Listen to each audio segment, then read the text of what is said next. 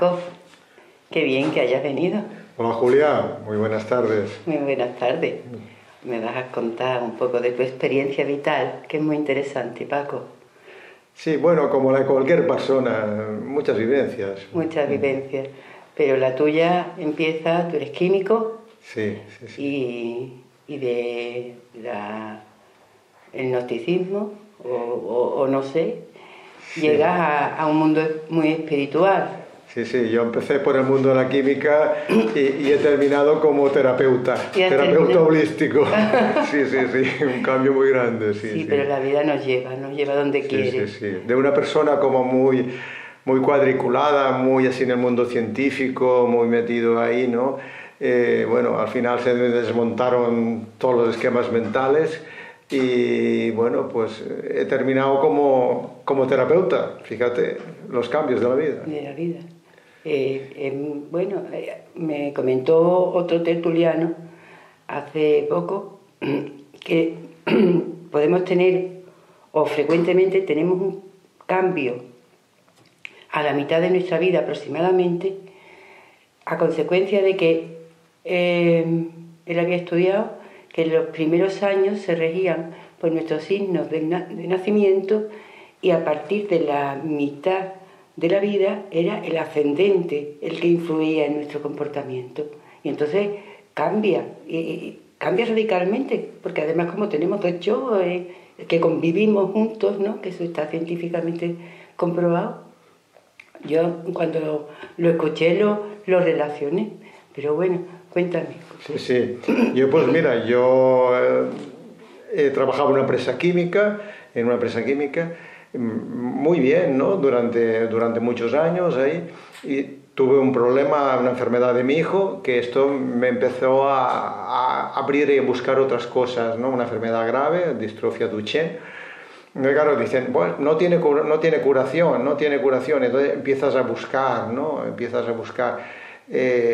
Yo tenía la referencia de que en mi pueblo había un médico naturista muy famoso, el doctor don Vicente Lino Fernández, que es de mi pueblo, y esto me hizo conectar. Bueno, pues voy a conectar con la medicina natural, a buscar, ¿no? Y ahí tampoco encontré soluciones, pero yo seguí abierto, buscando.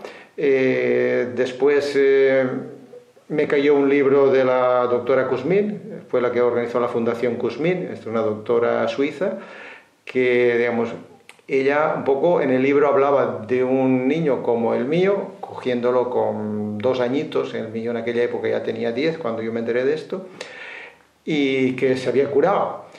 Entonces sí, es extraño, pero bueno, se pueden hacer cosas. Y hoy en día, después de mi proceso evolutivo, yo estoy convencido que un niño con distrofia muscular Duchenne, con lo que yo sé y los medios que hay hoy en día, cogiéndolo con 1 añito o 2, igualmente ese niño, hombre, igual no hace maratones, pero yo creo que se puede curar y hacer vida normal, ¿no? Hacer vida normal.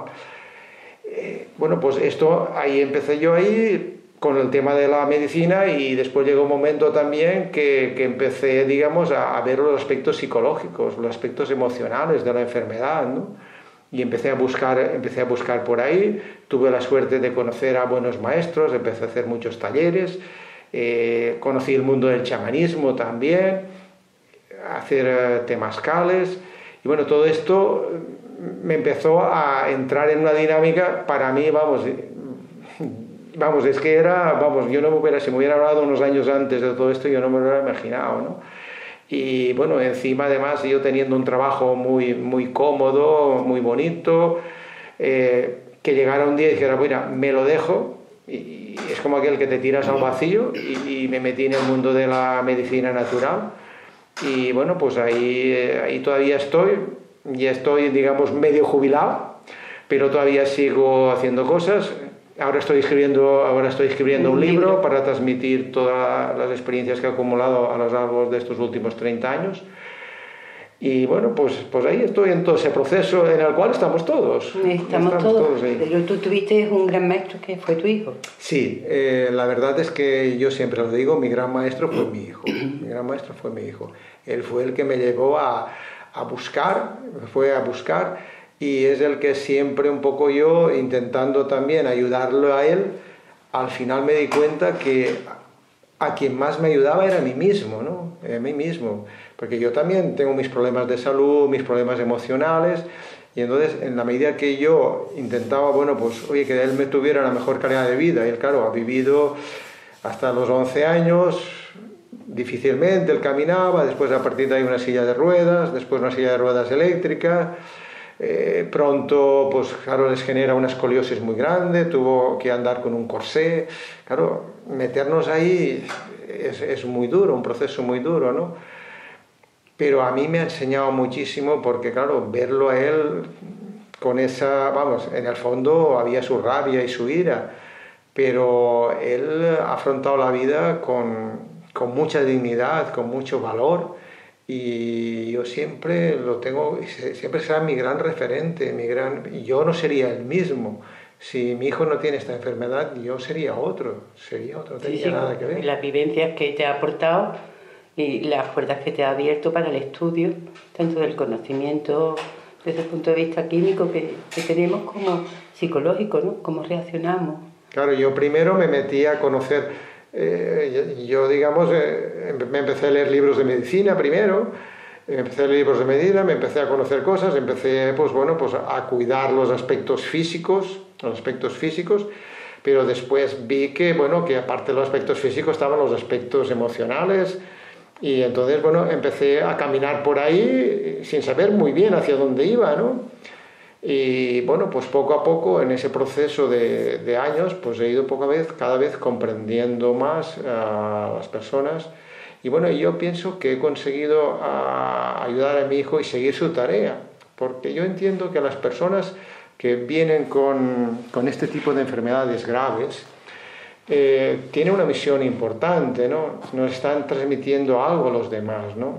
Yo el libro que estoy escribiendo lo tengo dedicado a mi hijo, y todas las personas que, como él, que tienen enfermedades o se han muerto o de jóvenes o han tenido un accidente o se han suicidado, porque a su entorno lo mueven. En la familia que tiene un problema así gordo, la familia se mueve toda.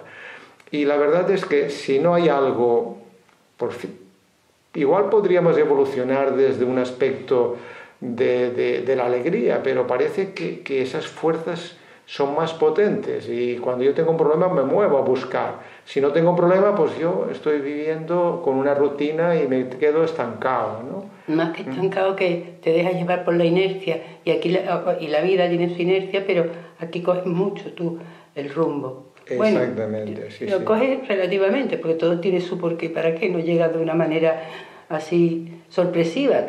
Yo creo que está pensado, pero bueno.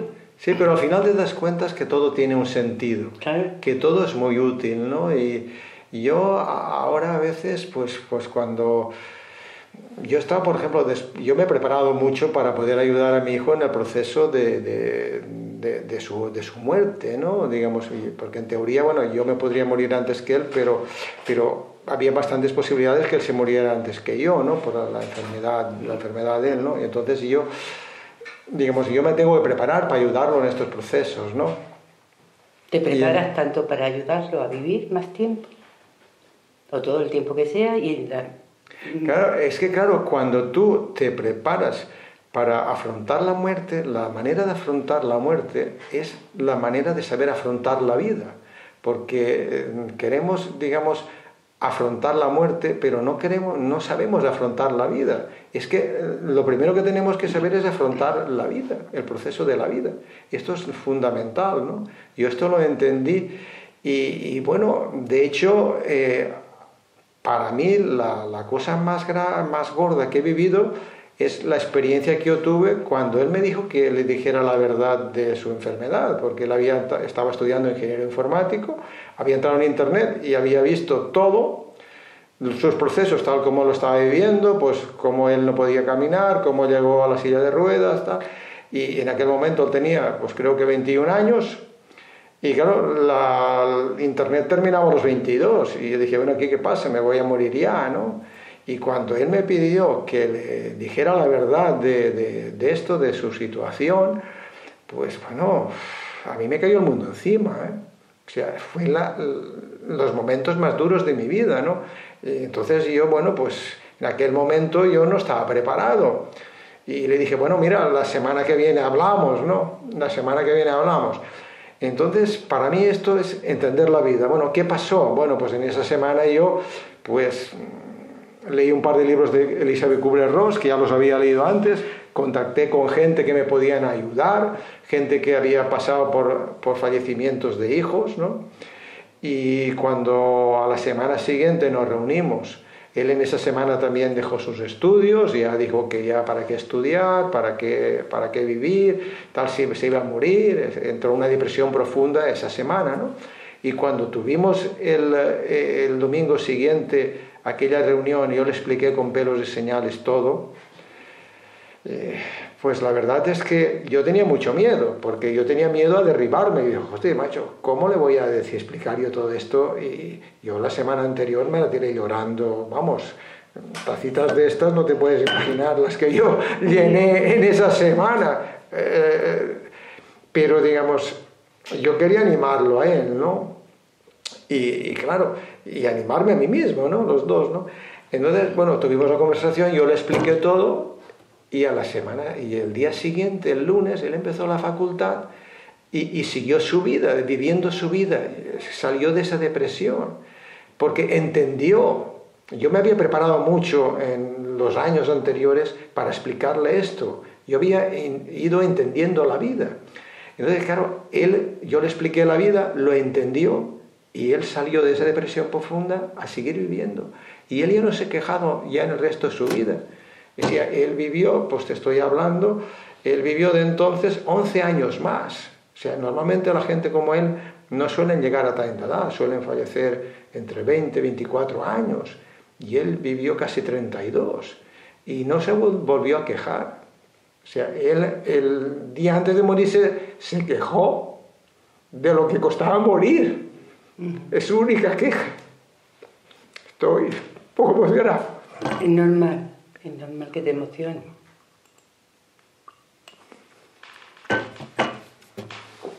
Pues el entender la vida es importante y es lo que nos cuesta entenderla, ¿no? Claro, nos atamos a lo bonito,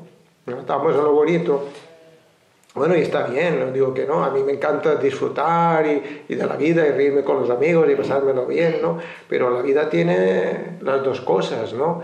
Y yo tengo que aprender de las dos cosas. Cuando estoy pasándolo bien, aceptarlo, disfrutarlo y decir, bueno, una experiencia de vida, pero cuando tengo también algo de incomodidad, pues situaciones de... Pues esto, pues que tienes un hijo con una enfermedad, tienes a tu padre, a tu madre, se muere tu hijo, en fin, infinidad de circunstancias que todos pasamos en la vida, pues intentar también aprender de ellas y vivir de las experiencias que la vida nos depara. Yo pienso que la vida nos depara las experiencias que todos podemos vivir. Mi hijo vivió esta experiencia porque la podía vivir. Mi madre, recuerdo yo que le decía, yo quisiera estar en la silla de ruedas y que tú pudieras andar. Y yo le decía a mi madre, no, es que tú no podrías estar en la silla de ruedas. Mi madre no paraba con una actividad tremenda. ¿Cómo iba a estar ella en una silla de ruedas? Quien estuvo en la silla de ruedas fue mi hijo porque podía, ¿no? Entonces, cada uno vivimos las experiencias, yo lo tengo claro, que las experiencias que vivimos son las que podemos vivir y tenemos que aprender de ellas. El tema es que, ¿sabes lo que pasa? Que yo las rechazamos. Yo en mi etapa de terapeuta, lo que he visto, las situaciones complicadas que tiene la gente, que no queremos vivirlas, ¿no? Está claro. Y está claro, yo no quiero estar viviendo, padeciendo dolor, eso no quiere nadie, ¿no? Nadie quiere sufrir, ¿no? Pero si yo lo rechazo, es que todavía genero más. El tema para mí es la aceptación. Sí, Cuando yo acepto las cosas ya se ven de otra manera y ese dolor se diluye. Se diluye, se talía mucho porque no lucha contra corriente, que contra las fuerzas de la naturaleza, contra la vida no se puede luchar, eso es... Sí, es obtuso. Pero el tema... Y además esos enfados tan gordos, pero que todos lo hacemos o lo hemos llevado, ¿no? Cuando se nos tuerce, como solemos decir, lo que teníamos previsto. Pero el tema, yo pienso que sabes lo que nos pasa, porque no aceptamos las cosas, porque las cosas que nos vienen, el primer cambio que hizo el ser humano, digamos, el mito de Adán y Eva para mí refleja la realidad de todos, no es algo histórico, para mí es algo que estamos viviendo todos. Y esa vivencia del paraíso, que estás muy bien y tal, ¿no? Y después te sales del paraíso y aquí ya vives con dolor. Para mí este es el primer cambio que hace el ser humano. Nosotros salimos de alguna manera de ese estado de unicidad, de estar conectados, fusionados con Dios, un estado placentero total. Entonces salimos, esto no lo puedo explicar con mucho detalle, estoy escribiendo un libro ahora que explico estas cosas con más detalle, ¿no? Esa salida de la unicidad primigenia, claro, es un cambio brutal, ¿no? Entonces, claro, ¿estás hablando de cuando nacemos? No, yo voy más allá. Cuando salimos de la unicidad, ¿cuándo? Cuando salimos de la unicidad, bueno, que después cuando el nacimiento es algo simbólico también, ¿no? Digamos, el nacimiento, yo estoy fundido dentro del vientre de mi madre, estoy en unicidad con mi madre, y el salir también nazco, paso por un canal estrecho y sé lo que es porque solo he vivido una experiencia de reversing. Y nada más que nada, y encima te pegan, ¿no? Sí. Encima te pegan, ¿no? Entonces, claro, el niño dice, pero ¿y qué he hecho yo que me han pegado? me han pegado, ¿qué he hecho yo, no? De malo, ¿no? Pero yo un poco, esto para mí es un símbolo de lo que pasa también a nivel del espíritu. Cuando el espíritu se condensa en materia. Ese espíritu, digamos, que está en unicidad total, ese espíritu que está en unicidad total, se transforma en materia, se genera un cambio, y claro, de estar en esa unicidad, que eso es impresionante, y no te lo cuento algo que yo me he imaginado, yo lo he vivido esto, yo sé lo que es estar en ese estado, estar en el vacío. Yo he vivido esa experiencia de a través pasar como los místicos. Sí, he pasado por un agujero negro porque creo y estoy convencido que si no pasas por el agujero negro no puedes llegar al paraíso. Es lo que decía Dante, hay que pasar por el infierno, el purgatorio, llegas al paraíso. Pues cuando tú llegas ahí en este paraíso, en este vacío, que estás muy bien, claro, cuando tú sales, ahí se genera un estado de mucha locura, de mucho dolor.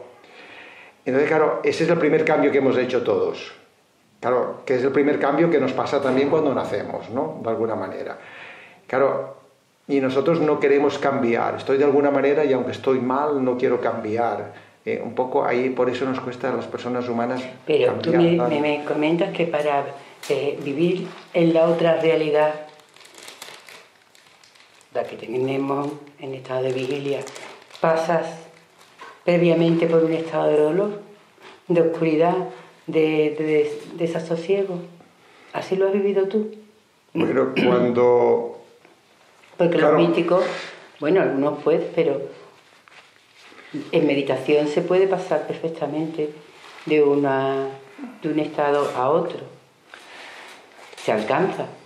Sí, Alcanzaba Buda y algunos meditadores. Es que explicar esto nos llevaría bastante tiempo, ¿no?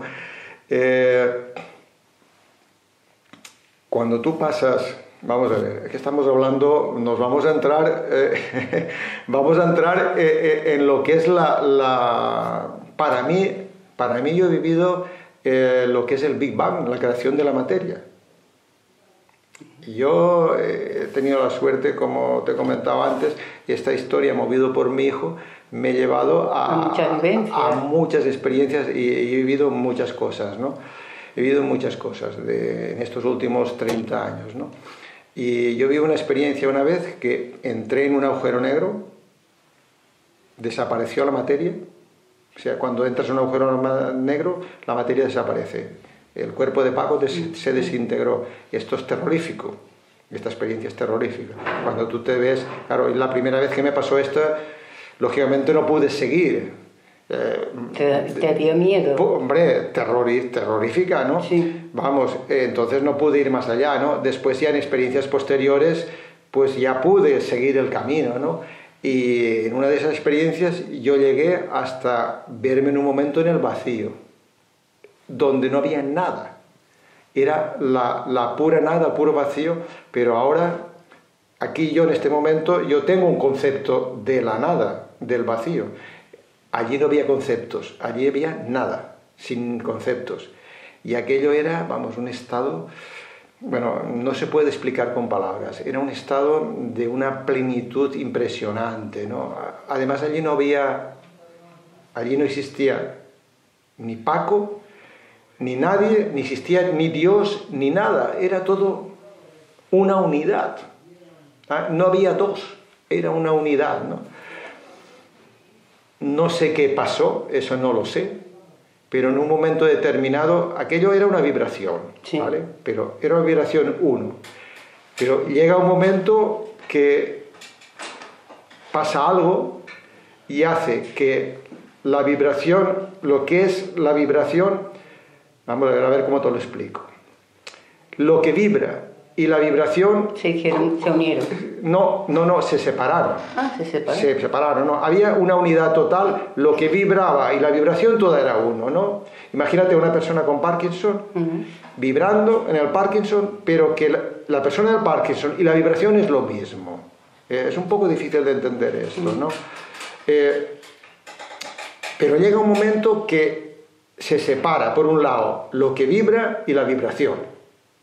Digamos, la persona que tiene Parkinson, en el proceso anterior, él no sabía que estaba vibrando, porque la vibración era lo mismo.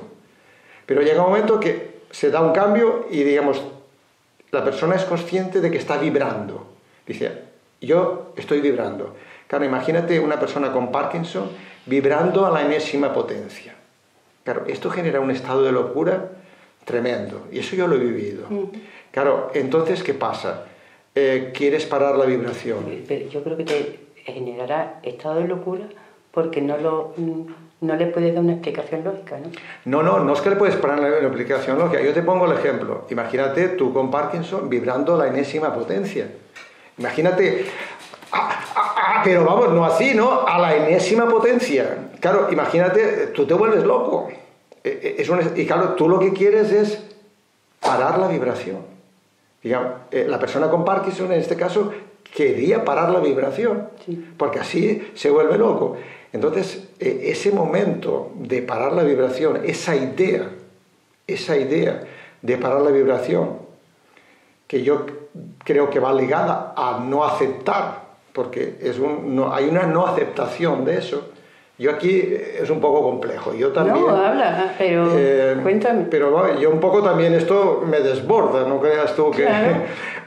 Entonces, ¿qué pasa? A la persona, en ese momento, cuando yo estaba viviendo esta experiencia, al querer parar la vibración, y esto lo estuve en un juego haciendo varias veces, no es una cosa que pasó en un segundo, ¿no? Yo estuve pasando de un estado al otro, de ese al otro, de otro así, jugando en este juego. Yo creo que... Pero en una sola experiencia, no en varias, sino en una sola. En la misma experiencia. En la misma experiencia estabas pasando de una realidad a otra. Sí, yo estaba pasando de la unicidad, la vibración 1, a la vibración que sabía que vibraba. Entonces, iba pasando de uno al otro. Entonces yo me di cuenta que ese deseo de parar la vibración, es lo que genera que la materia se condense.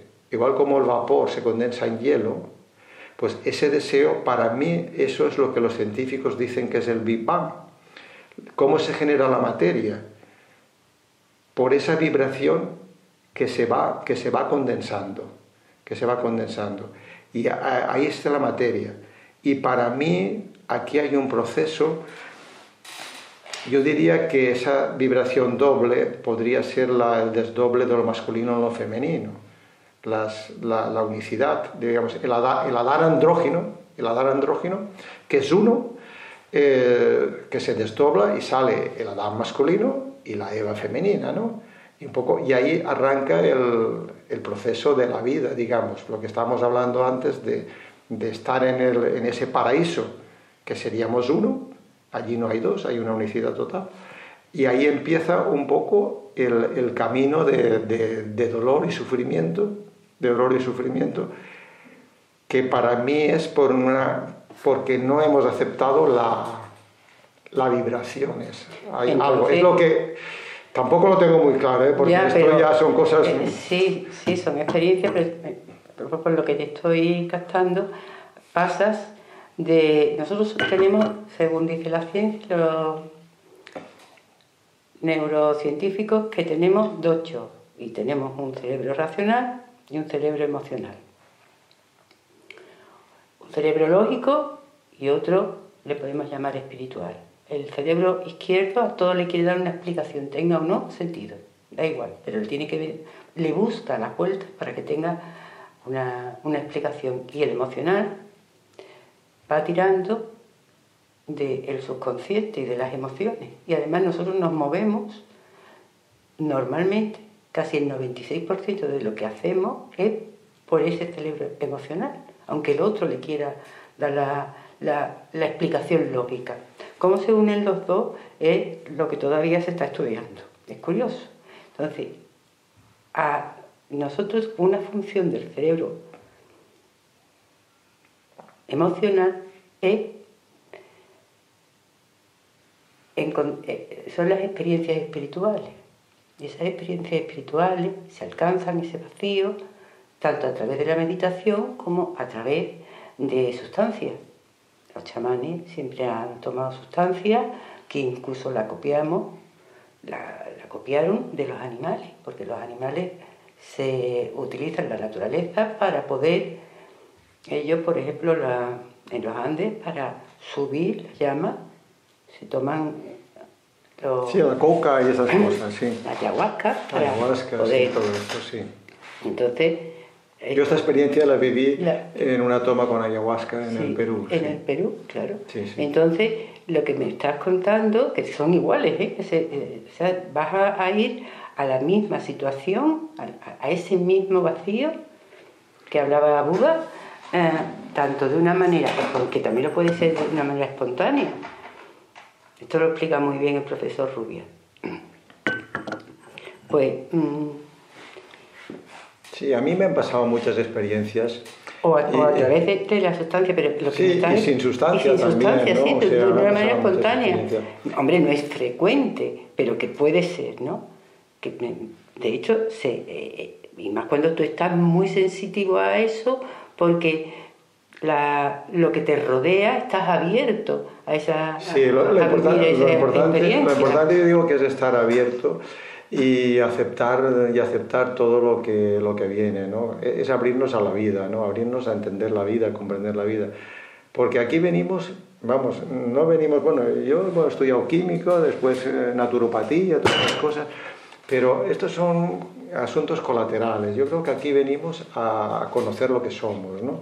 A darnos cuenta de quién soy yo en realidad. Pero ¿no? que sin vivir la experiencia no lo puedes saber. No. Además, yo he tenido muy claro que cuando yo estaba haciendo ese camino que llegué en el vacío, claro, además sin materia, claro, porque ese camino lo hice sin materia, yo me daba cuenta que sin materia no puedes tomar conciencia.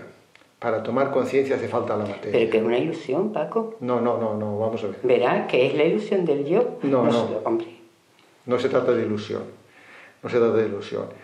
La vida está marcándonos, y la materia fundamentalmente es que es necesaria para que yo me pueda dar cuenta de las experiencias, ¿no? Claro, porque esto te queda. Claro, pero te que queda lo hacemos marcado. nosotros también. Somos nosotros los mismos los que lo hacemos. Es apasionante. Bueno, este mundo es apasionante. Este mundo es apasionante cuando vas descubriendo y vas conociendo y te vas acercando más a la comprensión de lo que somos, ¿no? Y te das cuenta de que todo tiene un sentido, todo cumple un objetivo. Pero todo, y cuando digo todo, estoy diciendo todo. El hecho de que yo me tome ahora aquí este té contigo, o que salga a la calle y me den una bufetada. Si yo soy capaz de aprender, de saborear el té y saborear la bofetada, pues esto es lo de la vida, lo importante de la vida, que sepamos saborearlo todo y aprender de todo. Porque nosotros todos estamos aportando experiencias al vacío. Para mí, ese vacío se manifiesta, y se manifiesta con tu experiencia, con la mía, con la de todo el mundo. Y esto está aportando experiencias al vacío. ¿Para qué? Pues a lo mejor es que tenía que tomar conciencia, porque... Para esa memoria universal, ¿no? Que se vaya enriqueciendo. Claro, aquí para mí, digamos, el tema es que si hay una gota de agua en medio del océano, rodeado de todas las gotas, esa gota no tiene conciencia de que es gota. Porque no hay, imagínate un océano infinito. Claro, esa gota pues no tiene conciencia de que es gota. A lo mejor ese vacío, esa vibración una, pues igual no tiene conciencia de qué es esa vibración uno, no lo sé. Yo he llegado hasta donde he llegado, ¿no? Y yo sé que hay cosas más allá, ¿no? O bueno, más acá. El tema es darnos cuenta y aceptar las experiencias, ¿no? Eso es el tema, ¿no? Yo, por ejemplo, a mí, pues yo he aceptado la experiencia de mi hijo, y para mí, yo esto lo he vivido con gratitud, ¿no? Además, yo tenía muy claro que mi hijo estaba haciendo una labor, ¿no? Estaba haciendo una labor. Y esa labor la estaba haciendo por mí, por todo el entorno, por toda la sociedad, ¿no? Entonces, yo sí me quedo, ay, pobrecito de mí, mira, pobrecito mi hijo, y tal, y lo hubiera pasado mal, pero es que además la experiencia de mi hijo se pierde, ¿no? Entonces, bueno, ya que él ha hecho ese gran esfuerzo, lo menos que puedo hacer yo es, como esa carrera de relevos, coger su relevo y seguirlo, ¿no? Y bueno, pues entregarlo al siguiente, que yo le tendré que entregar el relevo, y el otro que lo siga. Pero claro, si yo no hubiera cogido el relevo y se hubiera quedado eso allí parado, pues bueno, se pierde la experiencia de mi hijo, la mía, y se pierden todas. Y el vacío... ¿No crees? No. ¿Y para cuándo ese libro? Ese libro, bueno, está ultimándose. Yo creo que en un mes lo tengo terminado. Y ahí ya se recogen todas las experiencias. Sí, todas estas cosas. Yo cuento mucho de las vivencias que he tenido con mi hijo. Pues cuando salga, prométeme que hablamos de él en otro té. Por supuesto, encantado, ¿no? Y bueno, pues ahí narraremos todas estas cosas y pues nada, a seguir aprendiendo. A seguir aprendiendo, Paco. A seguir comprendiendo la vida, valorándola, pero todo, ¿no? Yo siempre aprovecho la oportunidad para decirle a la gente que vivan lo que vivan, que lo vivan con intensidad. Con intensidad y agradecimiento. Si es alegría, pues alegría. Si es dolor, que lo acepten. Claro. La experiencia,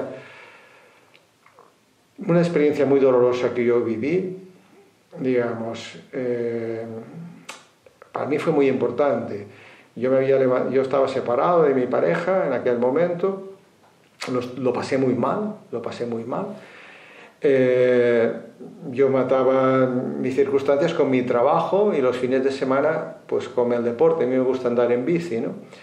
Y aquel día, me acuerdo que era pues un mes de octubre, me acuerdo yo, por el Pilar, no sé si era el día del Pilar. Y yo me levanto por la mañana para ir en bici, me visto, desayuno y tal, y cuando voy a coger la bici para irme, veo que está lloviendo. Que a mí me cayó un jarro de agua fría encima, ¿no? Y digo, ostras, ¿ahora qué hago, no? Y porque yo me pasaba los días llorando, ¿no? Me pasé muy mal la separación. Y eso que decidí yo separarme. que si es que si mi mujer se va con otro, no veas, no. La decisión de separarme fue mía, pero bueno, lo pasé fatal, ¿no? Y en ese estado, y bueno, ¿y ahora qué hago? Pues me senté allí en una silla que tenía allí, en una mesa, y bueno, y allí estaba yo. Y ese estado de dolor que yo estaba viviendo en todo aquel proceso de separación y tal, pues me llevó de una manera que eso fue creciendo. Todo ese dolor de la separación, ese sentimiento, bueno, he perdido a mis hijos, tenía 2 hijos, he perdido a mis 2 hijos, he perdido a mi pareja, he perdido mi casa, por lo que he luchado yo tanto, bueno, he perdido todo, el sentimiento de pérdida era brutal. Pero claro, eso fue creciendo de una inmensidad tan grande, e iba más, a más, a más. Era un dolor desgarrador, era un dolor que me desgarraba por dentro, vamos, esto no es un dolor físicamente, digamos, de expresar, ¿no? Ese dolor iba más. Bueno, yo me sentía, bueno, aquello crecía a unos niveles tremendos, yo me sentía solo en un universo, pero solo, en todo el universo, con un dolor, con un miedo, y llegó eso a un extremo tan grande que, vamos, se hizo así un clic, pasé a un estado de plenitud. Bueno, como la experiencia mía que te narraba antes del vacío, yo estaba allí, bueno, en un estado de plenitud total, pero total. Conforme antes estaba solo, es que aquí estaba en la unicidad. Fue mi primera experiencia de... Esa fue súbita. Sí, esta fue nada, allí sentado a la mesa. Vamos, por supuesto que no me había tomado nada, pues el desayuno. Pues, bueno, yo me sentí ahí, bueno, en esa unicidad total, ¿no?